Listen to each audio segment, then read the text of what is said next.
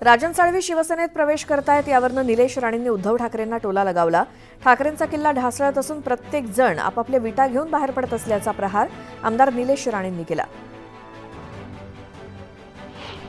माजी आमदार वैभव नाईकांना धक्का देत भाजपच्या कार्यकर्ता मेळाव्यात उबाठाचे नगरसेवक उदय मांजरेकर, नगरसेविका ज्योती जळवी यांच्यासह अनेकांनी भाजपात प्रवेश केला। राजकीय पक्षांकडून केल्या जाणाऱ्या मोफत सुविधांच्या घोषणांवरती सुप्रीम कोर्टाने नाराजी व्यक्त केली। मोफत योजनांमुळे लोक काम करू इच्छित नाहीत, समाजाला मुख्य प्रवाहात आणण्यासाठी प्रयत्न करायला हवेत असं सुप्रीम कोर्टाकडून सांगण्यात आलंय। शरद पवारांना सल्ले देण्या इतके राऊत मोठे नाहीत, राऊतांनी त्यांचं जे ऐकतात अशांनाच सल्ला द्यावा अशी खोचक टीका शरद पवार गटाचे गोंदियाचे जिल्हाध्यक्ष सौरभ रोकडेंनी केली। नितेश राणेंनी पुन्हा एकदा महाविकास आघाडीच्या नेत्यांना डिवचलं। महाविकास आघाडीच्या सरपंचांना निधी मिळणार नसल्याचं नितेश राणेंनी भर सभेत म्हटल्यामुळे नव्या वादाला तोंड फुटलंय। ज्यांना निधी हवा असेल त्यांनी भाजपात यावं असं थेट आव्हान त्यांनी सरपंचाला केल्यामुळे खळबळ माजली।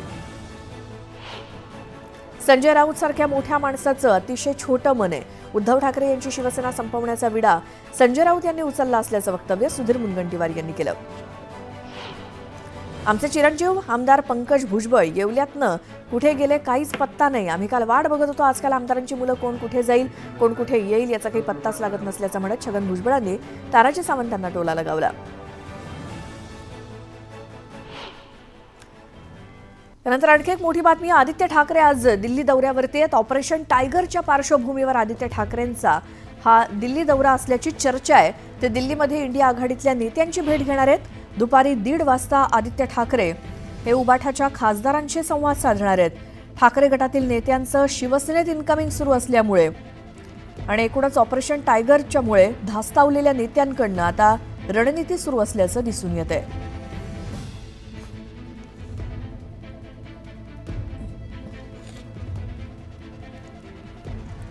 आणि आता पुन्हा पाहूया सकाळच्या 100 बातम्या। गेल्या वर्षी अभिनेत्री उर्मिला कोठारेचा कार अपघात झाला होता। अपघाताच्या तपासावर उर्मिला कोठारेंनी संशय व्यक्त केला। अपघाताचा तपास सीआयडी अथवा अन्य तपास यंत्रणेकडे सोपवण्याची मागणी करणारी याचिका उच्च न्यायालयात दाखल करण्यात आली आहे। राज्याचा महसूल वाढवण्यासाठी अर्थसंकल्पात दारूवरील कर वाढवला जाण्याची शक्यता आहे। राज्यातील विविध लोकप्रिय योजनांमुळे सरकारी तिजोरीवरती कमालीचा आर्थिक ताण पडलाय, त्यामुळे दारूवरील कर वाढवण्याच्या हालचाली सुरू झाल्या आहेत। शाडूच्या मूर्ती बनवण्यासाठी मुंबई महापालिकेकडून मोफत आणि लागेल तेवढी माती मूर्ती व्यावसायिकांना उपलब्ध करून देण्यात येणार आहे। विशेष म्हणजे या दरवर्षी गणेशोत्सवाआधी 2 महिने सुरू होणारे रजिस्ट्रेशन यावर्षी तब्बल 6 महिने आधी म्हणजे 1 मार्चपासून सुरू होणार आहे। सर्वोच्च न्यायालयाच्या निर्णयामुळे मुंबईत यापुढे प्लास्टर ऑफ पॅरिसच्या मूर्तीवरती कठोर बंदी असणार आहे। रणवीर अलाहाबादियाच्या वक्तव्यानंतर इंडियाज गॉट टॅलेंट हा या कार्यक्रमात वाद निर्माण झालाय, वादात सापडलाय हा कार्यक्रम। यावरती आता कॉमेडियन समय रैनानं सोशल मीडियावरती पोस्ट करत स्पष्टीकरण दिलंय। लोकांना हसवणं फक्त हाच आमचा हेतू होता असं समयनं म्हटलं, तर या शोचे सर्व व्हिडिओ युट्यूबवरून डिलीट करण्यात आल्याची माहिती त्यानं दिली।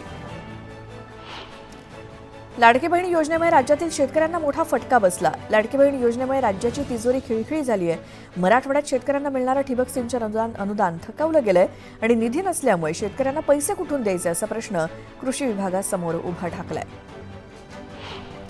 लाडकी बहीण योजनेच्या माध्यमातून गरजू महिलांना महिन्याकाठी 1,500 रुपये दिले जातात, पण या योजनेमुळे जनआरोग्य योजनेसाठी सरकारकडे पैसे नाहीत। जनआरोग्य योजनेचे कोट्यवधी रुपये सरकारनं रुग्णालयांना दिलेच नाहीत। भाजपच्या संघटन पर्व अभियानाच्या निमित्तानं चंद्रशेखर बावनकुळे 13, 14 आणि 15 फेब्रुवारी असे 3 दिवसांच्या दौऱ्यात महाराष्ट्रात कार्यकर्त्यांशी संवाद साधणार आहेत। यावेळी कार्यकारी अध्यक्ष रवींद्र चव्हाण हे देखील सोबत राहणार आहेत। पुण्यात वर्षभरातील उत्सवांसाठी ध्वनिवर्धकाच्या वापरासाठी जिल्हा प्रशासनानं 15 दिवस निश्चित केलेत। गणेशोत्सवासाठी 6 दिवस तर नवरात्रोत्सवासाठी 2 दिवस ध्वनी मर्यादा असून सकाळी 6 वाजल्यापासून तर रात्री 12 वाजेपर्यंत ती शिथिल करण्यात आल्याचे आदेश जिल्हाधिकाऱ्यांनी दिले। राज्यात होणारी रब्बी आणि उन्हाळी कांदा लागवड गतवर्षीच्या तुलनेत 70,000 हेक्टरनं वाढून 5.34 लाख हेक्टरवरती गेली आहे। रब्बी हंगामात 106 लाख टन कांदा उत्पादन होण्याचा अंदाज आहे। अलमट्टी धरणाच्या भिंतीची उंची वाढवल्यास कोल्हापूर आणि सांगली जिल्ह्यातील नदीकाठांवरती काय परिणाम होईल याबाबतचा अभ्यास करण्यासाठी राज्य सरकारनं रुरकी इथल्या राष्ट्रीय जलविज्ञान संस्थेला अभ्यास करायला सांगितलंय। या संस्थेचा अहवाल प्राप्त झाल्यानंतर राज्य सरकार अलमट्टीबाबत आपली भूमिका जाहीर करेल। मुंबईत शहरातील भायखळा पूर्व पश्चिम परिसर जोडणाऱ्या उड्डाणपुलाची पुनर्बांधणी केली जाणार आहे. आतापर्यंत या पुलाचं 60% काम पूर्ण झालं असून ऑक्टोबर 2025 पर्यंत हा पूल वाहतूकदारांसाठी खुला करण्याचं नियोजन आहे. निवडणुकीपूर्वी मोठ्या प्रमाणात कामं मंजूर केल्यामुळे रखडलेली बिलांची रक्कम मिळवण्यासाठी राज्यातील ठेकेदारांनी आंदोलन सुरू केलं. याची दखल सरकारनं घेतली असून छोट्या ठेकेदारांची सुमारे 10,000 कोटींहून अधिकची बिलं मार्च अखेर चुकती केली जाणार आहेत. मध्य आणि पश्चिम रेल्वेच्या मुंबई सेंट्रल विभागात बाटलीबंद पाण्याचा तुटवडा निर्माण झालाय. Indian railway catering and tourism कॉर्पोरेशनतर्फे रेल्वे स्थानक आणि मेल एक्सप्रेसमध्ये रेल नीर बाटलीबंद पाण्याचा पुरवठा करण्यात येतो. दरम्यान अंबरनाथच्या कारखान्यामध्ये नूतनीकरण आणि वार्षिक देखभालीचं काम सुरू असल्यामुळे पाण्याचा तुटवडा निर्माण झालाय. राज्यातील बाजार समितीत सोयाबीनची 42,980 क्विंटल इतकी आवक झाली, तर सोयाबीनला 3,868 रुपये प्रति क्विंटल इतका दर मिळाला. राज्यातील बाजार समितीत कांद्याची 1,27,672 क्विंटलची आवक झाली. यात नाशिक जिल्ह्यात सर्वाधिक 44,940 क्विंटल आवक झाली. कांद्याला कमीत कमी 1,550 रुपयांपासून ते 2,600 रुपयांपर्यंत सरासरी दर मिळाला. मुख्यमंत्री सौर कृषी वाहिनी योजनेअंतर्गत मार्च 2026 पर्यंत राज्यातील 100% कृषी पंपाला वीज पुरवठा करण्यासाठी महावितरणनं कंबर कसली आहे. त्यासाठी तब्बल 16,000 मेगावॅटचे लहान क्षमतेचे सौर प्रकल्प उभारण्यासाठी वेगवेगळ्या कंपन्यांना कंत्राट दिलं गेलंय. त्यामुळे 100% शेतकऱ्यांच्या पंपाला हरित ऊर्जा पुरवणारे महाराष्ट्र देशातील पहिलं राज्य ठरणार आहे. पिंपरी महापालिकेनं 50,000 थकबाकीदारांच्या औद्योगिक, निवासी, बिगर निवासी, मिश्र, मोकळ्या जमिनी अशा 438 मालमत्तांच्या लिलावाची प्रक्रिया सुरू केली आणि या मालमत्ताधारकांकडे 17,38,94,000 रुपयांची थकबाकी आहे. पुण्यामध्ये गेल्या आठवड्यात अनेक डुकरांचा मृत्यू झाला. राज्य शासनाच्या पशुसंवर्धन विभागाच्या पथकानं पुण्यात जाऊन प्रत्यक्ष पाहणी केली. दरम्यान कावीळ सदृश आजारानं या डुकरांचा मृत्यू झाल्याची माहिती शवविच्छेदनातून समोर आली आहे. कर्मचाऱ्यांचं वेतन, बसचं भाडं, वाढणारा विद्युत खर्च यामुळे पीएमपीच्या खर्चात बेसुमार वाढ होतीये. मात्र त्यात पीएमपी बसची वर्षभरात तब्बल 13.5 लाख किलोमीटर इतकी बिगर प्रवासी वाहतूक झाली. त्यामुळे तोटा 24,68,00,000 वाढलाय.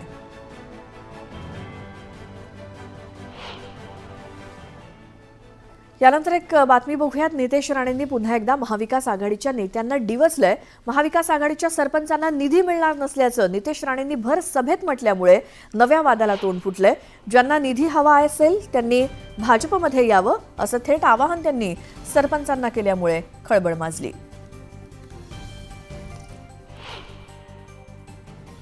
जिल्हा नियोजनची निधी असेल, पक्षाची कुठलीही सरकारची निधी असेल, ही फक्त महायुतीच्याच कार्यकर्त्यांना भेटेल, बाकी कोणालाही भेटणार नाही, कोणालाच भेटणार नाही. मी माझ्या लोकांना सांगितलेलं आहे, उभाटा आणि महाविकास आघाडीच्या गावांच्या सरपंचांची यादी काढा.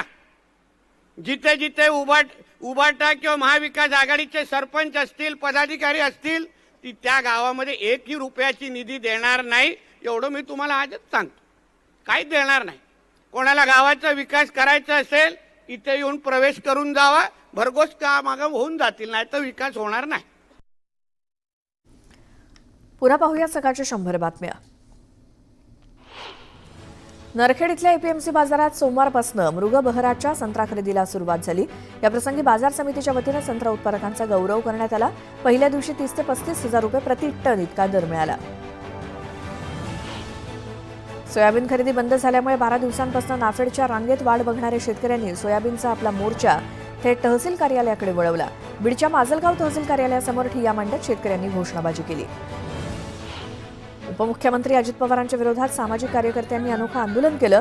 अतिक्रमण हटवताना छोट्या मोठ्या दुकानांसह राजकीय नेत्यांची अतिक्रमण सुद्धा हटवावी अशी मागणी कार्यकर्त्यांनी केली. छत्रपती शिवाजी महाराज आणि डॉक्टर बाबासाहेब आंबेडकर यांच्याविषयी वादग्रस्त विधान करणाऱ्या राहुल सोलापूरकरांविरोधात दौंडमध्ये आंदोलन करण्यात आलं. सर्व पक्षांनी एकत्रित येत सोलापूरकरांच्या फोटोला जोडे मारो आंदोलन केलं. तसंच सोलापूरकरांवरती देशद्रोहाचा गुन्हा दाखल करण्याची मागणी केली. भिवंडी तालुक्याच्या ग्रामीण भागासह संपूर्ण ठाणे जिल्ह्यातील हजारो आदिवासी समाज बांधवांचे वनहक्क दावे प्रलंबित आहेत. या विरोधात गेल्या 10 दिवसांपासून श्रमजीवी संघटनेकडून भिवंडी उपविभागीय अधिकाऱ्यांच्या कार्यालयासमोर आंदोलन सुरू आहे. प्रशासनानं या आंदोलनाची दखल घेतली असून दावेदारांच्या कागदपत्रांची पडताळणी सुरू आहे. व्हिडिओकॉन कंपनीतील 150 ते 200 कामगारांना मार्च 2018 पासून पगार मिळालेला नाही. त्यामुळे कामगारांची 3.5 कोटींची देयकं थकीत आहेत. या विरोधात कामगारांनी न्यायालयात दाद मागितली. यानंतर थकीत देयकं देण्याचे निर्देश न्यायालयानं दिलेत. मात्र त्याची अंमलबजावणी झाली नाही. त्यामुळे अहिल्यानगर जिल्हा मजदूर सेनेच्या वतीनं आंदोलन करण्यात आलं. मुख्यमंत्री युवा कार्य प्रशिक्षणार्थींनी आंदोलनाचा इशारा दिलाय. प्रशिक्षण कालावधी वाढवून न दिल्यास मंत्रालयावर पायी अर्धनग्न मोर्चा काढण्याचा निर्धार सांगलीत पार पडलेल्या युवा प्रशिक्षणार्थी संघटनेच्या महामेळाव्यात करण्यात आला.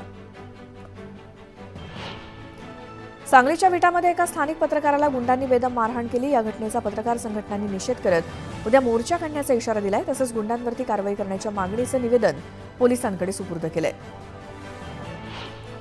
दर्यापुरात 3 वर्षीय चिमुकलीवरती अत्याचार करण्यात आले. त्याविरोधात अमरावती जिल्हा सामान्य रुग्णालयात भीम ब्रिगेड संघटनेनं आत्मदहनाचा इशारा दिला. चिमुकलीला उपचारात 2 परिचारिकांनी हयगय केल्याचा आरोप सुद्धा कार्यकर्त्यांनी केला. पोलिसांनी हस्तक्षेप करून आंदोलनकर्त्यांना ताब्यात घेतलं. पुण्यात उबाठा गट तानाजी सावंतांविरोधात आक्रमक झालाय. तानाजी सावंतांनी यंत्रणेचा गैरवापर केला अशा आरोपांचं निवेदन ठाकरे गटाच्या कार्यकर्त्यांनी सिंहगड पोलिसांना दिलं. भंडाऱ्याच्या मोहाडी तालुक्यातील करडी, पालोरा, किसनपूर, जांभोरा इथल्या शेतकऱ्यांनी निवेदन देऊन 16 तास वीज देण्याची मागणी केली होती. मात्र मागणीकडे दुर्लक्ष केल्यामुळे शेतकऱ्यांनी 5 किलोमीटर पदयात्रा कडून विद्युत विभागासमोर बेमुदत उपोषण सुरू केलंय. वृद्ध, निराधार, भूमिहीन, शेतमजूर आणि सामाजिक सुरक्षा योजनांचे लाभार्थी त्यांच्या मागण्यांसाठी माजल गावात मोर्चा काढण्यात आला. राज्य शेतमजूर युनियनच्या वतीनं मोर्चा काढत प्रशासनाला निवेदन देण्यात आलं. जळगावच्या रावेर तालुक्यातील ऐनपूर इथल्या हातनूर धरणाच्या बॅकवॉटरमुळे बाधित झालेल्या 250 घरांचं पुनर्वसन करावं यासाठी पुनर्वसन संघर्ष समितीनं 6 तास जलसमाधी आंदोलन केलं. दरम्यान उपअभियंत्यांनी प्रश्न मार्गी लावण्याचं लेखी आश्वासन दिल्यानंतर आंदोलन मागे घेण्यात आलं. नांदेडच्या हातगावात शिक्षकानं अल्पवयीन विद्यार्थिनीला गुंगीचं औषध देऊन तिच्यावर अतिप्रसंग केला. त्यातून मुलगी गरोदर राहिली. तिचा गर्भपात सुद्धा करण्यात आला. या प्रकरणानंतर शिक्षक राजू चौहान याच्यावर गुन्हा दाखल करण्यात आलाय. तर या घटनेच्या निषेधार्थ आक्रमक ग्रामस्थांनी तामसा गावात कडकडीत बंद पाळला. स्वच्छ मुंबईसाठी 100 दिवसांच्या कृती आराखड्याअंतर्गत संपूर्ण महानगरपालिका क्षेत्रात शून्य कचरा मोहीम राबवण्यात येते. सोमवार ते शुक्रवार सकाळी 11 ते दुपारी 1 या 2 तासांच्या कालावधीत कचरामुक्त तास मोहीम राबवली जाते. एप्रिल 2023 ते मार्च 2024 या कालावधीत सोलापूर कृषी उत्पन्न बाजार समितीत 80 लाख क्विंटल कांदा विकला आणि त्यातून 1139 कोटींची उलाढाल झाली होती. एप्रिल 2024 पासून आतापर्यंत बाजार समितीत 58,62,000 क्विंटल कांदा विकला गेला असून त्यातून शेतकऱ्यांना 1,315 कोटी रुपये मिळाले. वसई विरार महापालिकेतील उपायुक्तांची 14 पैकी 7 पदं रिक्त असल्यामुळे सध्या कार्यरत असलेल्या उपायुक्तांवरती कामाचा ताण वाढतोय. त्यामुळे उपायुक्तांकडे 12 ते 15 विभाग देण्यात आले. मुंबई शहरातील गारठा पुन्हा एकदा वाढतोय. किमान तापमानात घसरण होऊन पुन्हा एकदा 16 अंश सेल्सिअस पर्यंत तापमान खाली जाईल असा अंदाज वेधशाळेनं वर्तवलाय. अलीकडे काही दिवसात तापमानात वाढ होत असताना पुन्हा एकदा तापमानात घसरण होत असल्याचा अंदाज व्यक्त होतोय.